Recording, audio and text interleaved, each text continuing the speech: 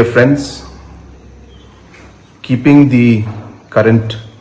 prevailing situation that is prevailing in Garo Hills right now, Menteri Rangba Kajella Mekalia Conrad ke Sangma Hagasni Balang Ulapen Bana ba ka Sorkar Kalarai pan Sangeh Shipor ya ka Eleksyon jong ka Garo Hills Autonomous District Council lani GHADC.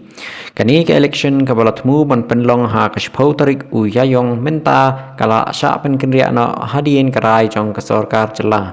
Ha ka video message u Conrad ke Sangma ulaong ba kani karai kalawan hadien ba lapet benya ya ka jinglong jingman ba menta ha Garo Hills bat ru ya ki jing ki bakipat ba kidang ya kendo Menteri Rangba uong ba ka Sorkar kalashim ya kani karai da ka baburom ya ka jingmut bat ka jingsngau jong kipat ba ha ka than Garo Hills ula benrap ba ka Sorkar kandang syong jinggalang syu ban ya kren bat rai kumnu ban peteng ya kurkom penlong ya kani ka election ha kisngi ban wan hadu katei kapor karai ka balashim da ka Sorkar Meghalaya kalalong ban Sangeh Shwa ya ka election jong ka GHADC prevailing situation that is prevailing in Garo Hills right now,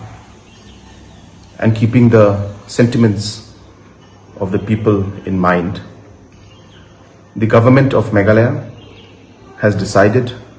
to postpone the Garo Hills Autonomous District Council elections. We will sit and we will decide on how to further take this procedure ahead, but till then, the decision has been made to postpone the elections.